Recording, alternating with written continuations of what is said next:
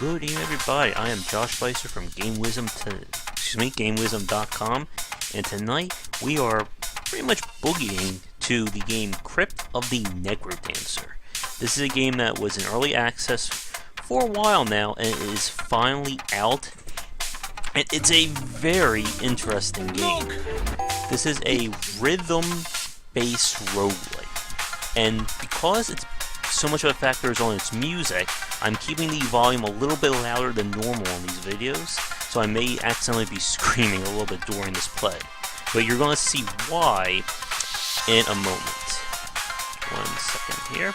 Alright, so this is the main screen, this is our little lobby, and this is also the progression model of the game, which we will be showing probably after a very quick run. So we got daily challenges. The game is made up of 4 zones of levels, as you can see right here. You have a tutorial. You can do all the zones at once, I suppose. And what we're going to do is we're going to take on Zone 1. Also, what's interesting is that the music for Crypt of the Necrodancer was done by the same composer who did Super Meat Boy, Binding of Isaac, Danny something. I'm sorry, I completely blanked on his last name. But you can buy the soundtrack separate of the game, and there's also like a super remix version of it too. But let's get into this. So you can see the beats in the bottom of the screen, and I need to maneuver my character in time to these beats. If I screw up, I'm just going to not really move around at all. And this is what I keep the music on for this. So I can break through these walls using my shovel. Now, what's interesting about this game is how all the enemies are based on movement patterns that are predefined. So these slimes on the right, the green ones just stay in one spot, while the blue ones will go up and down. You can see that little skeleton on the right. He's dancing, and that lets me know when he's about to move. If I move onto a square and the enemy doesn't move, I will attack him. If they move onto a square that I'm on, I will get attacked. You can see the little coin on the bottom. That grows as long as I keep to the beat and I kill enemies. Use some of my gold and buy some items. The shop will start singing, which is awesome too. Let's stay here until it starts. There we go.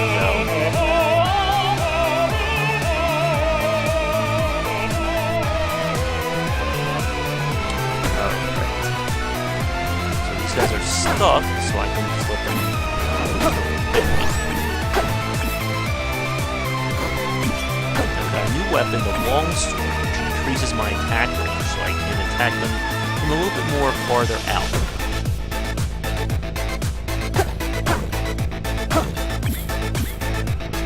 And the challenge is picking the right weapons and items for the job. You can see my inventory in the upper left. Oh, and there's our boss. And so this longsword I'm attacking twice. I'm attacking 2 squares forward. And now the diamond I picked up is important for a metagame progression, which I'll talk about once we complete this run or I die. Break these walls, there's sometimes secrets. Music's slowing down, so I have to time my movement again to how the beats come.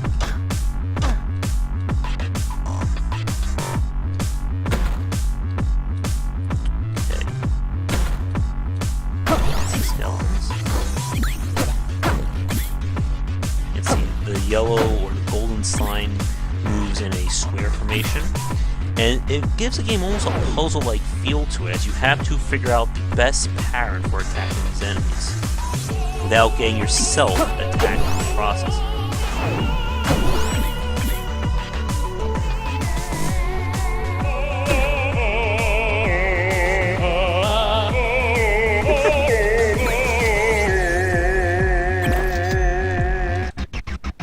And of course, all the levels are procedurally generated, but the music of the levels remain the same.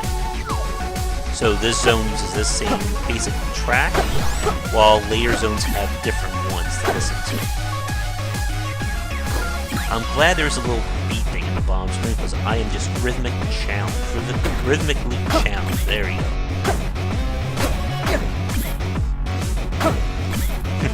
It's not hard. It's hard not to start like shaking your head and dancing to the music. Big boy here.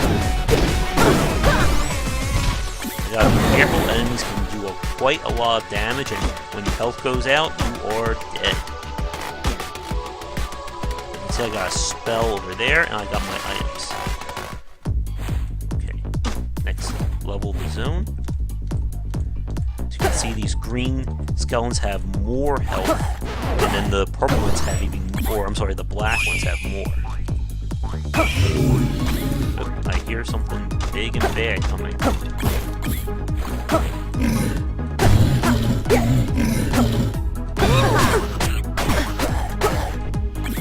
Ow, that hurt.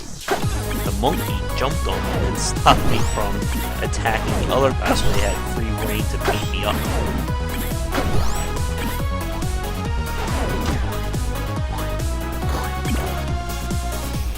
Should get to the store and see if I can buy some items.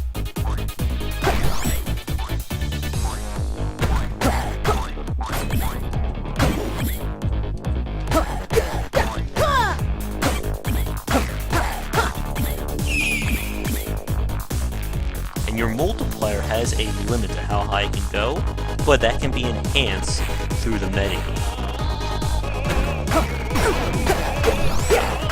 Gotta be a little bit careful here.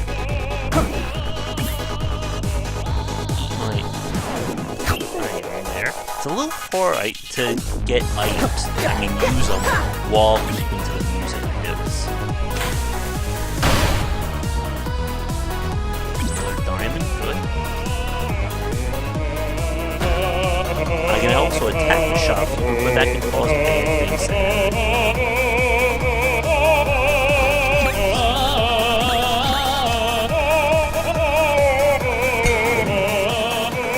Try to blow up that box up there. Maybe there's an item I can grab.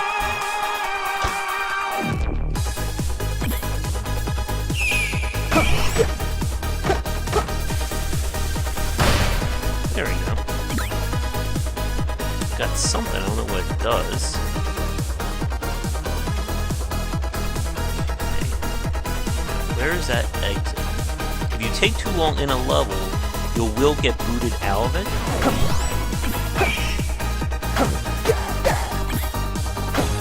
That's just a way of keeping sure you're timing it to the music, and so you don't spend too long in the levels. I don't think there was a penalty other than you just fall. Coral Rip! Oh, we were at the first boss fight.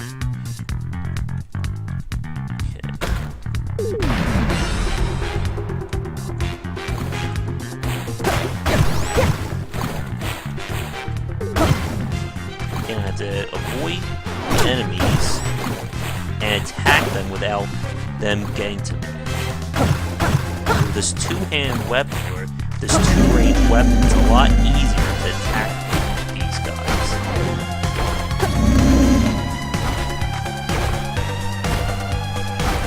And I don't wonder if their attack one, I want them to go with mine. There we go. Kick his ass. Dad was And you get a little story cutscene, which I won't spoil that for you here. Okay, so completed the zone. Now I was playing in the seed version, I guess I just go straight to zone 2. But for beating it, I get some diamonds. Or if I die, I keep the diamonds as well. And the diamonds are used to unlock new things that will either appear in the randomly generated levels or procedurally generated, or I can get permanent upgrades, like right here. Now the trick is that your diamonds will disappear, any ones that you don't use. This is a way to make sure that you're not just hoarding diamonds and saving for the big ones. You have to earn them through the play. So since I have 3 diamonds, I guess I'm going to get this increased plate over there. We'll try Zone 2 now. I haven't been able to beat Zone 2 yet. It's a lot nastier.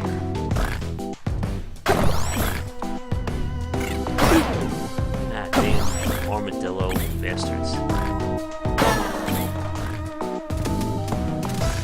You can see the skeletons over there have actual shields now. That means I can't attack them from the front.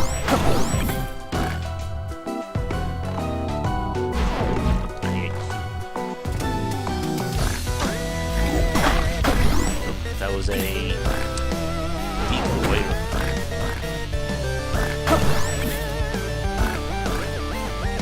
So again, you can see the patterns on the ends if you just watch them carefully. And I will say this is a lot harder to play and talk at the same time.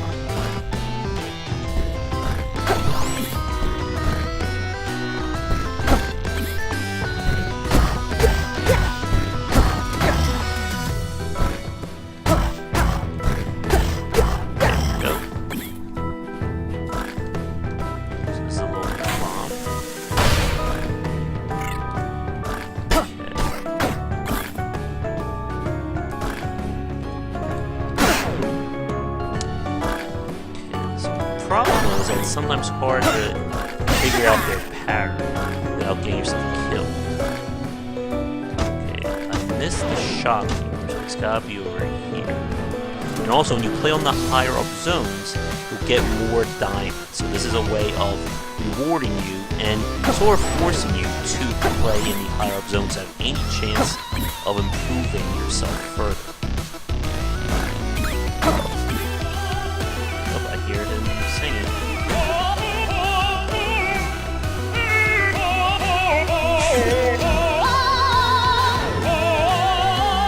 I actually broke those walls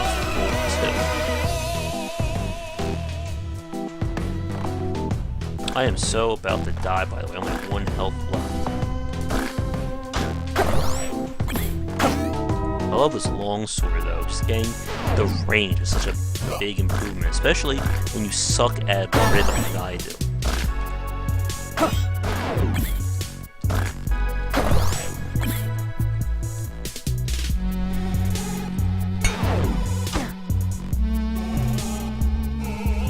Singing.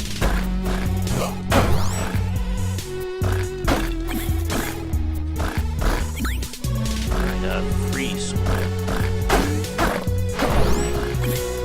Now there's a character hidden up there. I could try to save him, but I need to get the gold key. This is another form of the metagame, like giving you these little challenges. Let's see, he's gonna tell me where it is. Buy the golden key. So that means I gotta find the shopkeeper and get him to sell me that key.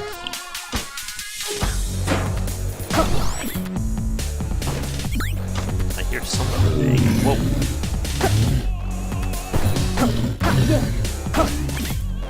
Alright, so there's the stairs, but we still need to find the way.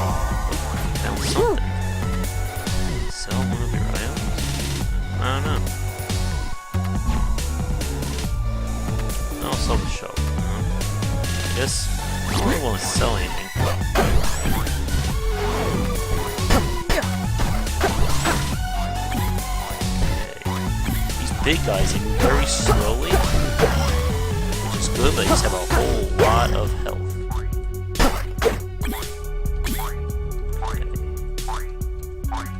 There's our shopkeeper. He needs 400 gold. I don't have it.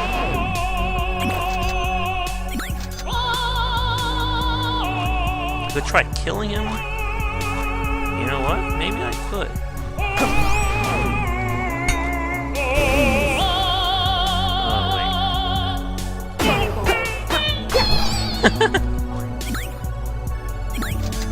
Probably not the smartest move if we've learned anything from Spelunky. But at least I can unlock this guy now. And he will appear in the main area now from all subsequent games on. Alright. Oh boy. Oh, so that's why you don't attack the shopkeepers. Oh well. We'll buy his jokes. Well, I think it was worth it. We got 4 diamonds, and we unlocked something new. Let's see. I'll let you switch weapons for training. Oh, he's just a trainer. How's it going? Oh, can't win them all. But I have 4 diamonds, so I should be able to unlock something new. There's some good armor. Get a new chest to appear. I'm gonna go for the chest. This will increase the number of, basically, the treasure chests or items I can find during a single run. Alright. And we are back. And you have to watch their movement, which can be a little tricky, especially considering the retro graphics. And you always have to plan your movements out, basically 1 turn in advance.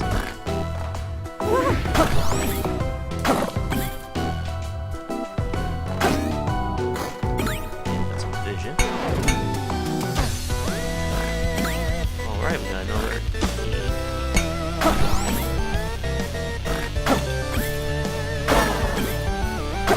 Just gotta find where the key is. Good.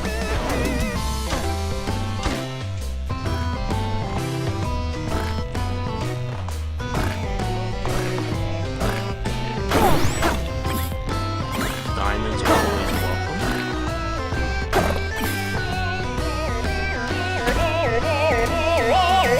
Okay, easy away. Titanium shovel.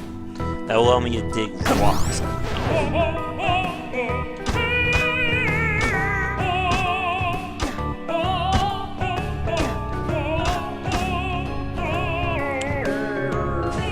I love his singing.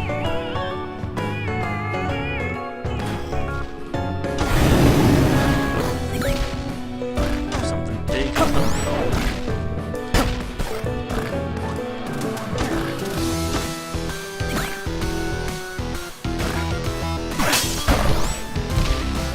Oh, it broke my...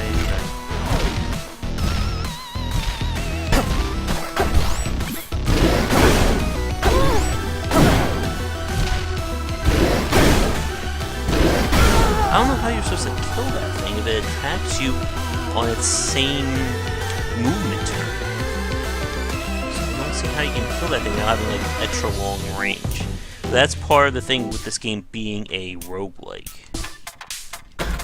You do sometimes run into those bad situations. And a lot of it also is just the metagame of unlocking new stuff.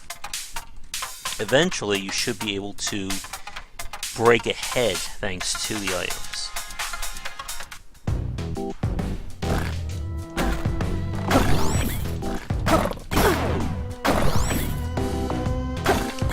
Also makes me wonder if the game would be actually easier if you play with it seated, so you have all the zones at once.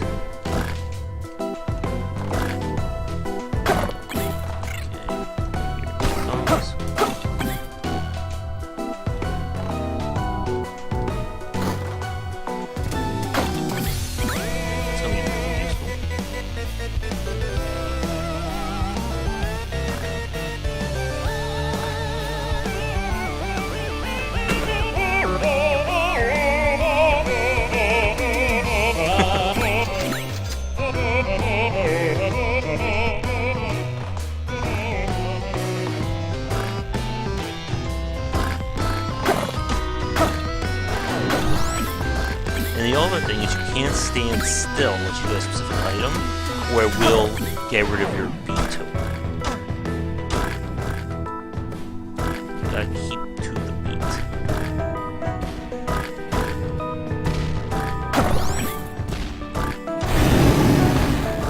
Here's our friend the dragon. Ow. Alright, let's use those 2 diamonds. Hello.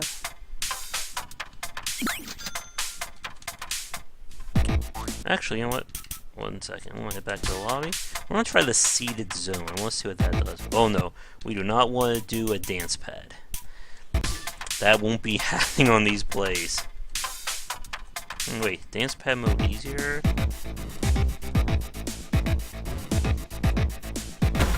Wait, oh, it's an easy mode. Okay, nah. We'll get to the regular mode. Alright, so let's do the seated. Oh, you can set up a random thing. Whatever. Whole lot of rhythm, huh? Oh, okay.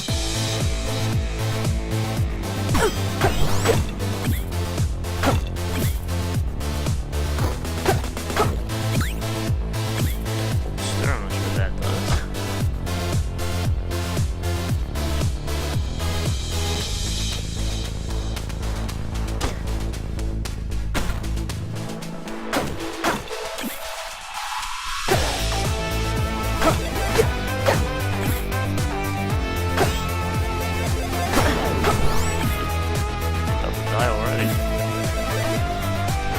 This one makes games a lot harder compared to your traditional roguelike. It's just the fact that you are constantly trying to keep to this beat, because it's the only way you're going to be able to survive.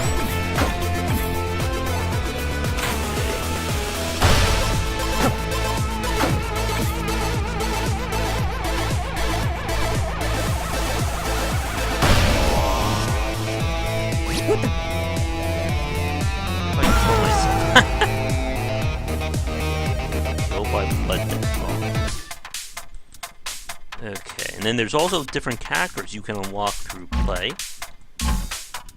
They have like little tricks, like this one can move at any time, and it basically turns the game into a traditional roguelike.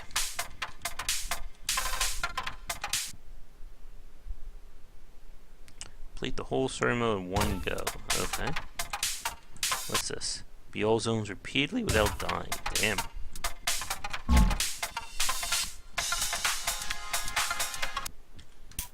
Yeah. Alright, let's see. We are at just about 22 minutes. Like, there really isn't too much to talk about with Crypt of the Necrodancer. It is a very interesting roguelike, but again, it is a roguelike based on a very limited set of mechanics. So it's not like we can spend, you know, hours upon hours playing it, unless we're doing the daily runs and whatnot. But considering my horribleness with rhythm, I don't think this is a game I'll be playing daily like the other ones. So let's just do the daily challenge, and then I think we will probably wrap up this video.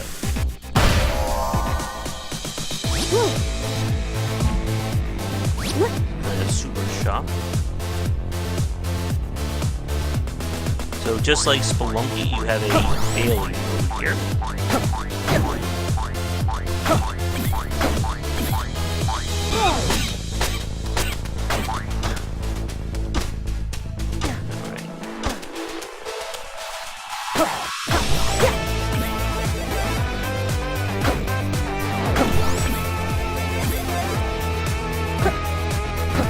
I guess that's one thing I do complain about having played with this game, is I think I would rather have the ability to stand still or basically let a turn go without letting it count against your feet.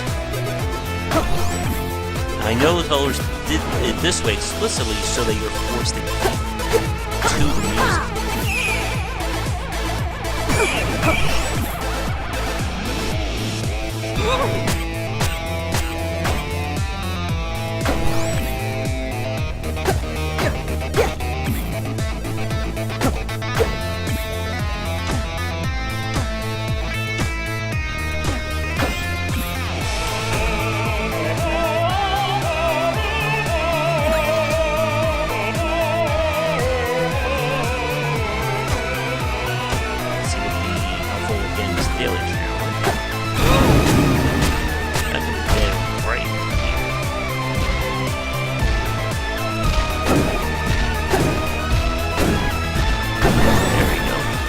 Easier than his red variant.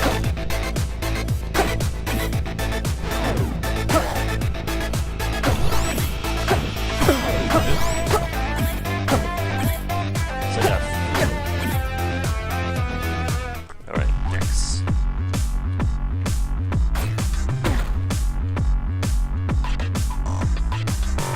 Flyer base light? I don't like that.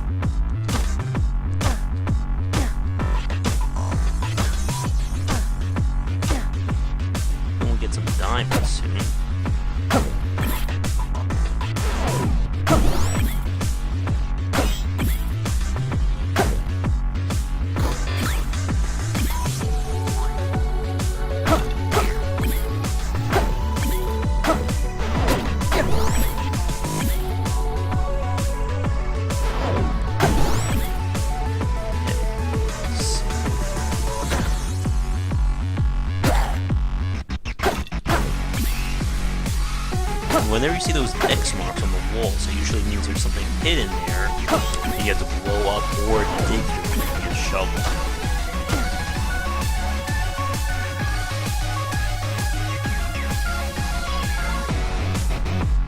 These are little traps right there, they'll do damage anyone who steps on them.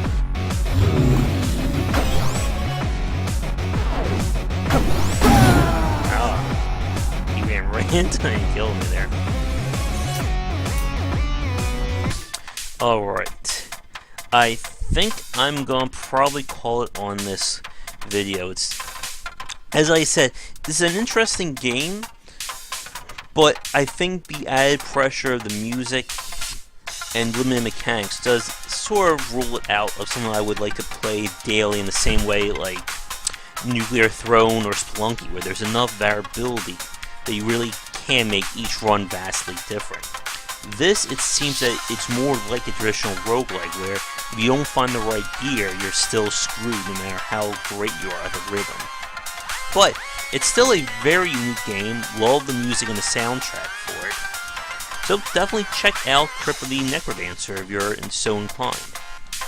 So, I think with that, oh, and just one last thing, there are other doors here I haven't managed to unlock yet. I'm missing just one, whatever is behind right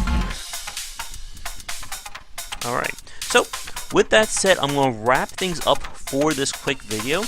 Thanks for watching. If you enjoyed the video, please like and subscribe. It'll help me out a lot. Make sure to check out game-wisdom.com for posts and podcasts relating to game design and the industry, as well as our Patreon campaign to secure some much-needed monthly funding so I can keep producing this great content while paying those nasty bills. You can find me on Patreon under Josh Beister or Game Wisdom. And last but not least, if you want to watch these videos live, I generally stream on Twitch around 9:30, 10ish every night Eastern Standard Time, and you can find me on there under GW Beister. Thanks again for watching. I'll be back real soon with more content. Take care, everybody.